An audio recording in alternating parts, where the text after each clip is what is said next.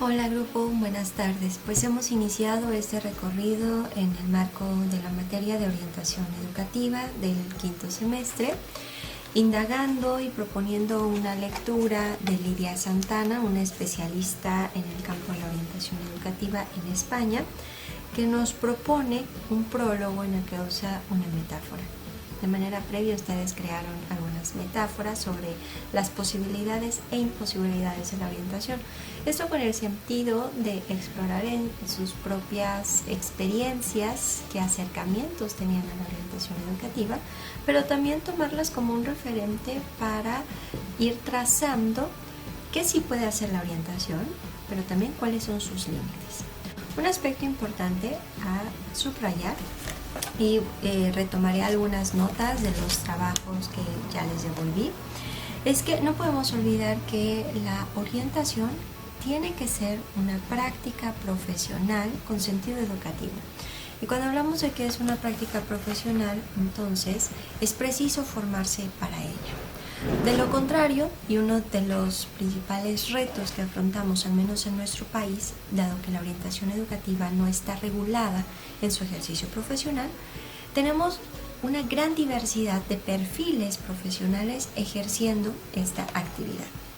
Baste con recurrir a sus propias experiencias, intenten recordar quién era él o la orientadora del bachillerato, de la secundaria en la que ustedes cursaron. ¿Eso qué problemas trae? Pues bueno, confundir una actividad profesional con otras acciones humanas que también son valiosas y son importantes, pero que no llevan el proceso sistemático que requiere la orientación educativa. ¿No? ¿Con cuáles otras acciones las confundimos? Ustedes han enunciado algunas, por ejemplo, con acompañar, ¿no? Acompañar lo podemos tomar como estar ahí, pero la orientación educativa no solamente es acompañar, o también la confundimos con aconsejar. Y entonces podríamos decir que cualquier persona que tiene una experiencia puede ofrecer un consejo. Y aquí vamos a otra discusión que estaremos retomando en actividades posteriores.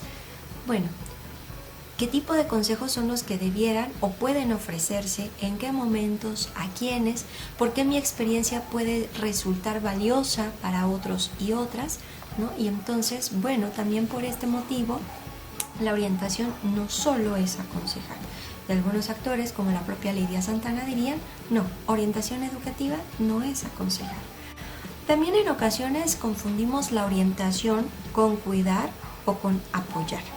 Si bien la orientación como práctica profesional coadyuva en el desarrollo de prácticas de autocuidado y de cuidado en las personas con las que trabajamos, no podemos reducirla solo a este ámbito. En suma, diremos que la orientación educativa es un poco de lo anterior, pero no es solamente eso. ¿Qué la distingue como práctica profesional? De nuevo, que estudiamos y nos formamos para ella, como ya se dieron cuenta y alguien por ahí puso en su trabajo, bueno, este es un campo complejo. En el caso de este acercamiento que tenemos desde la psicopedagogía, tomamos referentes de la psicología y de la pedagogía y eso le da un matiz importante. ¿Cuál es ese matiz? El sentido educativo, por tanto, el sentido humano desde el cual la actividad de la orientación educativa se sostiene como práctica profesional. Lo cierto es que nos dice Lidia Santana, con esta metáfora que nos presenta en el prólogo que ustedes leyeron, que la actividad de la orientación es muy semejante a lo que hacen los océanos con los continentes, cómo se forman los continentes cuando el océano se aleja, se retira. Y podríamos decir que sí, en la orientación educativa uno de los principios que se busca sostener desde la psicopedagogía es la autonomía y el ejercicio de la libertad para la toma de decisiones a lo largo del ciclo vital. Esto significa entonces que alguien preguntaba en su trabajo, ¿se puede orientar desde la educación básica? Sí, debiéramos ofrecer orientación educativa desde la educación básica, es decir, desde el preescolar. En nuestro país todavía no tenemos incorporada la práctica de orientación al currículo oficial, pero en otros países como España, por ejemplo, se trabaja con la orientación educativa o desde una perspectiva psicopedagógica a lo largo de todo el ciclo vital, es decir, desde la educación inicial, la educación básica, hasta la educación superior. ¿Por qué? Porque a lo largo de nuestro ciclo vital vamos evolucionando, vamos cambiando, no solamente cambiamos físicamente, es decir, no solo crecemos o nos desarrollamos, sino también cambiamos en ocasiones nuestras ideas, nuestra forma de mirar el mundo, nuestra forma de estar en el mundo, nuestras creencias, etc. Y sobre todo en estos tiempos en los que vivimos con esta contingencia sanitaria, pues bueno, sin duda la incertidumbre se está convirtiendo en una presencia cada vez más fuerte en nuestras decisiones y en nuestra vida diaria. Ustedes decían, bueno, la orientación parte de las necesidades y se va adaptando a las personas a las que atiende. Sí, y al partir de las necesidades quiere decir entonces que estudia, analiza, observa ese contexto en el cual se encuentran las personas que serán orientadas, ¿no? Ahí es cuando hablamos entonces de una orientación como una práctica sistemática. ¿Cuál es el punto inicial? Hacer un diagnóstico, conocer cuál es el escenario en el cual estaremos trabajando o para el cual pretendemos desarrollar algún plan de acción, ya sea para una atención individualizada, como ustedes señalaron en sus trabajos, trabajar persona a persona, una atención grupal, el orientador trabajando con varias personas, varios grupos, o también una atención institucional. En ocasiones, el orientador y un equipo interdisciplinario atienden diversas demandas y necesidades de una institución educativa, sobre todo cuando la orientación educativa es ejercida dentro de los espacios escolares. ¿Qué prácticas pueden desarrollarse en el marco de la orientación? Pues algunos colocaban ahí o ponían énfasis en sus trabajos sobre cómo llevarlo a cabo. Bueno, puede ser a través de la asesoría, ¿sí? Esa es una práctica muy concreta y es distinta a la tutoría, lo veremos más adelante. La asesoría o la tutoría pueden ser de diversos matices, pueden ser académicas o escolares, ya se imaginarán que refiere a todo lo que tiene que ver con el proceso educativo del orientado, la orientada. Pero también pueden ser de carácter personal, ¿no? Y en ocasiones, cuando el orientador no tiene una formación en la psicología clínica, este es un espacio para canalizar, ¿no?